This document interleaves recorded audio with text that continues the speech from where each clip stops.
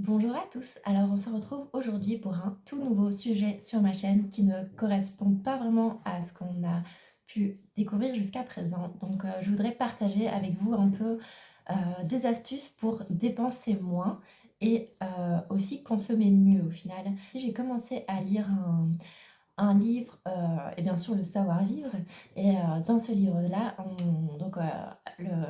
l'autrice indiquait qu'il fallait justement enfin qu'il valait mieux, par exemple, avoir des vêtements, enfin avoir une garde-robe avec peu de vêtements mais de qualité, plutôt que d'acheter, d'avoir plein de vêtements, d'avoir son dressing hyper bondé, avec des vêtements au final qui ne sont pas de très bonne qualité, qu'on doit acheter quasi, enfin on fait une saison avec, l'année d'après on peut pas les réutiliser, etc. Et voilà, et donc ça a un peu cogité dans mon esprit et je me suis dit que c'était vraiment mon cas en fait. Parfois j'achète quand même des choses de qualité, j'ai quelques pulls en cachemire, mais c'est assez rare quand même. Et c'est vrai que j'achète beaucoup, enfin comme pour les haul Shein que vous voyez sur ma chaîne. Et au final, enfin, on est clair, on est d'accord que des vêtements à ce prix-là, ce n'est pas de la qualité, ce n'est pas éthique non plus. Voilà. Enfin, après, je ne veux pas rentrer dans un énorme sujet sur l'éthique, les valeurs, etc. Parce que, enfin, ça, c'est un sujet aussi complètement à part. Mais en tout cas, je me suis dit qu'il était temps un peu enfin, je me suis rendu compte que je consommais vraiment énormément, je dépensais beaucoup, et que enfin, ça n'avait aucun sens en fait. Donc ici, vraiment, en rentrant dans mon dressing une énième fois, j'ai vraiment ouvert les yeux et je me suis vraiment rendu compte en fait, il était hyper bondé, mais vraiment, je peux plus ajouter un vêtement. Enfin, je suis obligée d'enlever un vêtement pour pouvoir en ajouter un autre. Il n'y a plus de place. Je ne sais même plus mettre un cintre. Donc, moi, c'est un dressing ouvert. Donc, enfin, c'est vraiment moche en fait, hein. Un dressing qui est surbondé, c'est pas beau, c'est pas élégant, c'est juste. Enfin, franchement, moi, je trouve que ça fait même. Enfin, vous voyez, quand vous allez au marché avec tous les cintres comme ça, tous les vêtements qui sont tous entassés les uns sur les autres, mais au final, voilà l'état de mon dressing. Et. Oui, vraiment, j'étais partie dans mon premier dressing et vraiment dans un mode où je voulais accumuler, avoir plein de vêtements, avoir plein de choix. Mais au final, maintenant, c'est même désagréable parce que quand je veux retirer un vêtement, je dois enfin, vous voyez, écarter les autres vêtements qu'il y a autour, mais je sais pas trop les écarter parce qu'il y en a beaucoup trop. Et donc, au final, c'est même plus agréable. Je suis sûre qu'il y a des vêtements que je porte pas depuis comme quelques temps. Euh, et voilà, après, je fais quand même attention à mes vêtements, mais enfin, il y a des vêtements que j'ai depuis 10 ans, et qui sont toujours en bon état, donc je fais attention et que je porte. Il y en a que je porte vraiment très régulièrement depuis des années. Je sais bien que pour tous mes t-shirts longue manche que je mets en dessous de mes pulls, je mets tout le temps les mêmes pulls depuis 10 ans, enfin les mêmes sous-pulls, on va dire, depuis 10 ans. Et voilà. Et en plus, j'ai du mal à acheter, hein, donc c'est un vêtement qui est. Enfin, j'essaie de faire des tris, mais j'ai toujours mal au cœur de dire bon ben c'est tout, je vais plus garder ce vêtement-là, je le mettrai plus. S'il est en bon état, pour moi j'ai envie de le garder. Et donc, enfin voilà, c'est un peu la cata, je vous avoue. Et pareil, ben, évidemment, donc sur ma chaîne, vous voyez aussi que j'ai pas mal de box beauté et des calendriers de l'avant. Et mais pareil, je craque tout le temps et je me dis que ça va pas non plus parce que là, vous voyez les grands dressings, j'ai un grand tiroir Ikea là, rempli de box. Non, il est rempli aux trois quarts de box et dans chaque box, j'ai trié par type de produit. Et ils sont tous remplis. Parfois, je dois faire enfin, je dois sortir une nouvelle boîte pour mettre genre, par exemple, encore plus de savon. Mais enfin, c'est pas possible, quoi. C'est vraiment la folie. Je pense que j'ai de quoi me laver pendant au moins 15 ans. Et voilà. Et c'est vrai que ça me fait super plaisir, hein. Je ne vais pas dire le contraire. Je ne fais pas des achats. Allez, je n'ai pas des vêtements avec, par exemple, des étiquettes dans ma garde-robe où je les ai jamais mis, je les ai juste achetés et au final, j'ai pas envie de les mettre. Non, pas du tout. Moi, j'adore tout ce que j'achète et je suis vraiment dingue avec ça. Et donc voilà. Et donc je me suis dit, il faut quand même arrêter, il faut un peu se raisonner parce que, enfin déjà, enfin, je dépense beaucoup trop et, enfin, et j'accumule pour rien du tout. Et donc voilà, donc je me suis dit que j'allais un peu, que j'allais faire un nouveau type de vidéo sur ma chaîne qui sera justement comment économiser, comment ne pas se faire tout le temps, enfin ne pas se faire tout le temps tenter, ne pas être tout le temps tenté par toutes les nouveautés, par tout ce qui sort. Enfin, par exemple les rouges à lèvres, j'en ai, mais c'est incroyable, j'ai des rouges, genre j'en ai tout plein, tout plein, tout plein. Et au final, mais, enfin, même à l'œil nu, je suis sûre, il y a des couleurs où je fais même pas la distinction. Et de toute façon, une fois qu'on les porte, enfin, c'est un rouge. Vous allez me dire qu'une maquilleuse professionnelle ne pense pas ça, mais moi, en tout cas, enfin, que je mette un rouge à lèvres rouge ou une autre nuance de rouge, mais qui se ressemble, enfin, personne ne va jamais me dire, oh, celui-là, il est différent de celui d'hier, mais jamais de la vie.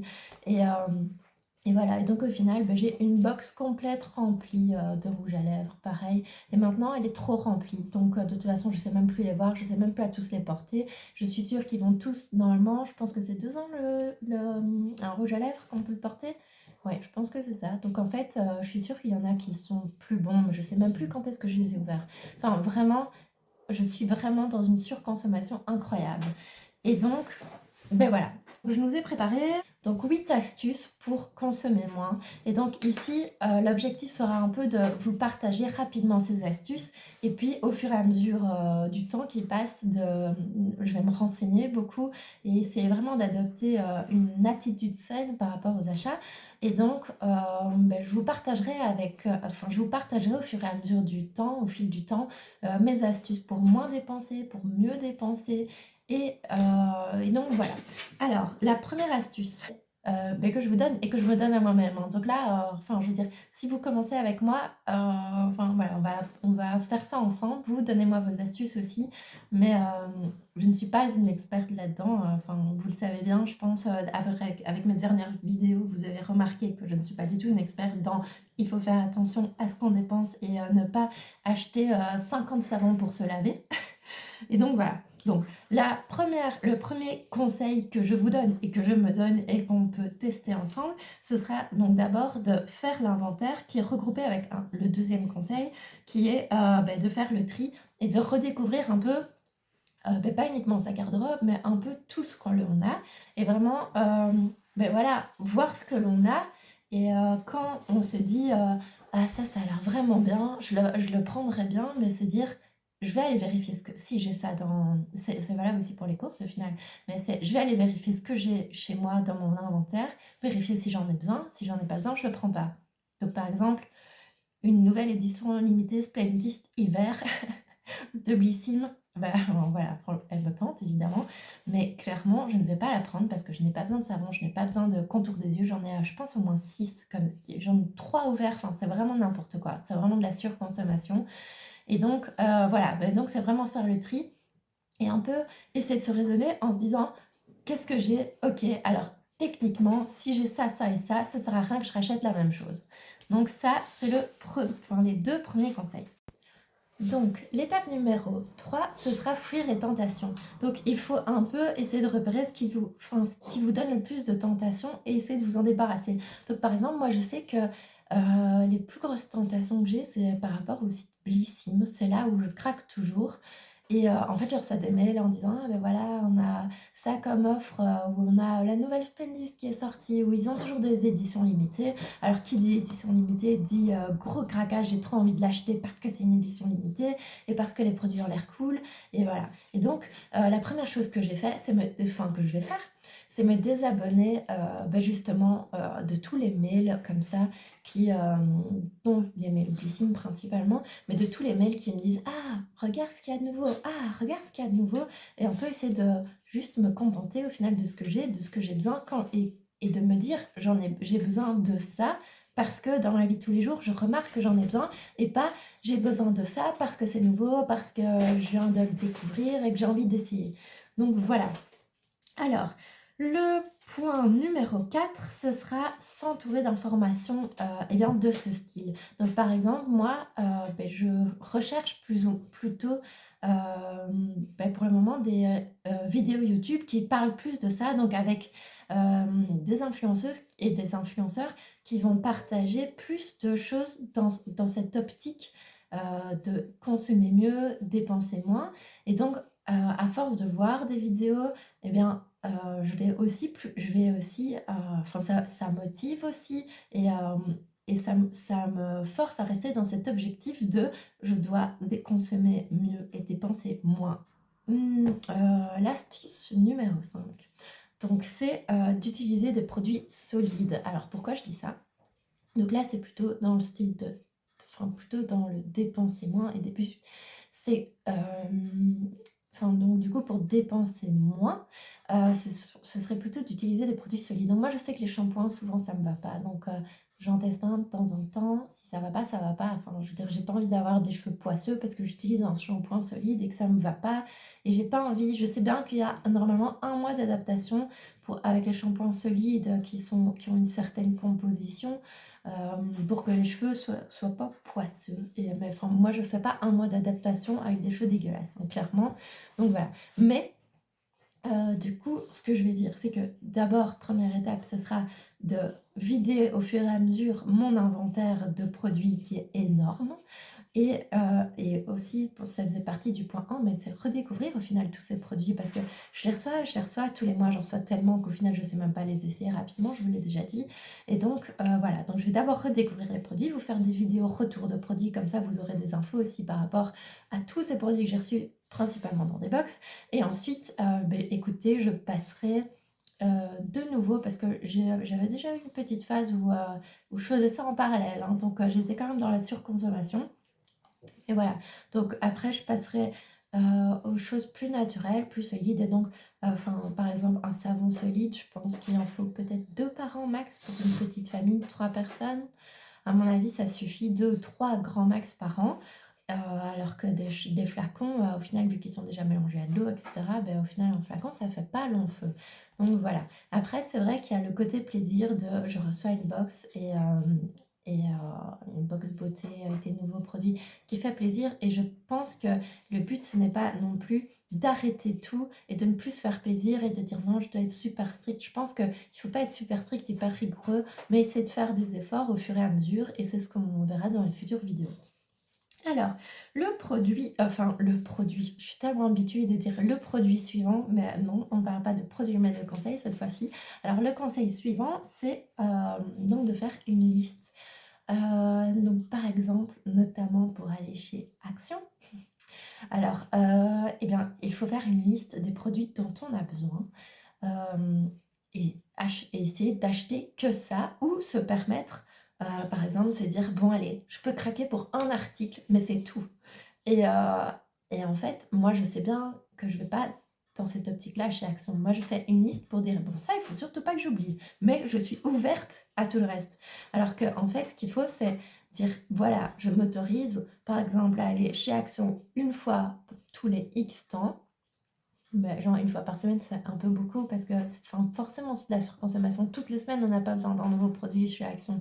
Mais aller une fois, par exemple, toutes les saisons ou une fois par mois, si vraiment ça nous fait super plaisir. Et voilà, on y va avec sa liste et on se dit, je ne m'accorde qu'un truc. Et ce truc, il faut que j'y réfléchisse vraiment bien en me disant est-ce que j'en ai vraiment besoin? Par exemple, ce nouveau plaid qui est trop beau, est-ce que j'en ai vraiment besoin? Est-ce que moi, par exemple, j'en ai 2 à la maison, est-ce que j'en ai besoin de plus?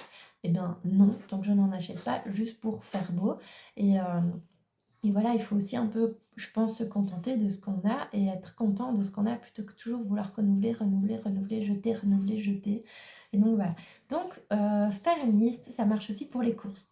Par exemple, moi j'ai déjà remarqué, quand je fais une liste pour les courses, et que je le fais au drive, c'est encore mieux parce que du coup je craque sur rien. Mais sinon, quand je fais une liste pour les courses, donc une liste de ce dont j'ai besoin pour tous les repas, on gaspille moins, on jette moins, on gaspille pas.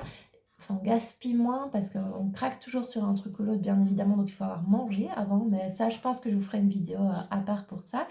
Et en faisant cette liste, on sait qu'on n'a pas besoin d'acheter plus. Donc, il ne faut pas dire, ah, cette nouvelle, cette viande-là, elle a l'air super bonne. Ah oui, mais j'ai déjà pris autre chose. Donc, ça, ce sera pour la semaine prochaine, par exemple. Ou alors remplacer. Mais en tout cas, pas acheter beaucoup trop par rapport. Enfin, moi, je fais les courses, par exemple, une fois par semaine. Donc, ça sert à rien. Les légumes, souvent, on en jette quand même quelques-uns parce que j'en achète beaucoup trop et évidemment des légumes, ça tient pas qu'un jour, hein. Donc voilà. Alors l'astuce, l'avant-dernière astuce, que j'ai à vous donner, c'est réfléchir aux achats. Alors réfléchir aux achats, je l'ai fait pour le calendrier de l'avent Rituals. Est-ce que ça a marché? Je dirais que pas vraiment, mais voilà. Alors, le calendrier de Rituals, par exemple, je pense que j'ai bien réfléchi, 1 mois en me disant: «Bon, je le prends, je le prends pas, je le prends, je le prends pas». Et je me suis dit: «J'ai quand même beaucoup de calendrier de l'avent, ça sert à rien, je vais encore recevoir des produits cosmétiques, ça sert à rien». Et puis je me suis dit: «Mais il y a des bougies et ça j'en ai pas, et il y a ceci et ça j'en ai pas, et il y a le diffuseur et ça j'en ai pas». Et donc au final, je l'ai quand même pris et je suis quand même contente. Enfin, comme je vous dis, tous mes calendriers de l'avent, moi je suis super contente. Mais l'objectif n'est pas que je sois tout le temps super contente d'acheter 50 milliards de trucs, mais plutôt que je sois contente d'acheter un truc vraiment qui me fait super plaisir et c'est tout. Et donc voilà, donc réfléchir à ces achats, et pas réfléchir 5 minutes, devant l'article, mais vraiment se dire: «Bon, allez, ça me semble vraiment bien, j'ai vraiment envie de l'acheter maintenant, mais je vais attendre, imaginons une semaine et on verra si dans une semaine j'en ai toujours envie ou pas. Si dans une semaine j'ai oublié, tant mieux pour moi, je n'ai pas craqué et voilà. Et si, dans une semaine j'y pense encore et que je me dis: ce serait quand même vraiment bien», et bien là, c'est qu'on peut se permettre de craquer. Hem et alors, le tout dernier point, je pense que c'est aussi de tracer ses dépenses dans le sens où moi, je n'ai pas du tout d'idée de combien je dépense tous les mois en loisirs. Donc, je sais bien combien je dépense parce que je sais je connais mon salaire, je sais ce qu'il me reste à la fin du mois, donc je sais bien combien je dépense en tout, mais je ne me rends pas compte de enfin, je sais que la proportion est énorme, je pense, hein, de ce que j'achète uniquement pour le plaisir, mais je ne me rends pas compte. Et je pense qu'en le traçant, vraiment, en disant, voilà, ce mois-ci, j'ai acheté ça, ça et ça dans un carnet. Pareil, des carnets. À chaque fois que je suis chez Action, enfin pas à chaque fois, mais des carnets, j'en achète souvent chez Action. Parfois, j'essaie de me raisonner, je me dis, non, n'en achète pas, Audrey. Est-ce que tu avais vraiment besoin de 50 carnets? Pas du tout. Mais voilà. Donc, voilà, si je trace ces dépenses et que je me dis: «Ah mais en fait, ce mois-ci, j'ai dépensé 500 € de, on va dire, de calendrier de l'avent», et bien, je vais me dire: «Mais c'est vraiment ridicule, 500 €. Est-ce que j'irai dans un magasin acheter pour 500 € de produits cosmétiques comme ça en un mois? Non, pas du tout». Et donc je pense aussi, quand je disais d'arrêter les tentations, c'est aussi, je vais par exemple enlever Shein de mon application parce que de toute façon, je ne compte plus acheter sur ce site parce que ce n'est pas de la qualité et ça pousse vraiment à la consommation. Et donc voilà, je vais enlever Shein, enlever tous les trucs qui me tentent tout le temps. Il y a par exemple Showroom Privé qui me tente aussi pas mal, mais donc voilà. Et bien écoutez, ma vidéo est finie, j'espère que ça vous aura plu. J'espère que ce nouveau contenu vous plaira. N'hésitez pas à me dire si ça vous plaît, de traiter plutôt ces sujets. Et écoutez, je vous souhaite à tous une excellente journée et n'hésitez surtout pas à me dire si vous allez rentrer dans ce mouvement de mieux dépenser, enfin de mieux consommer et moins dépenser, si ça vous intéresse. Écoutez, je vous souhaite à tous une excellente journée.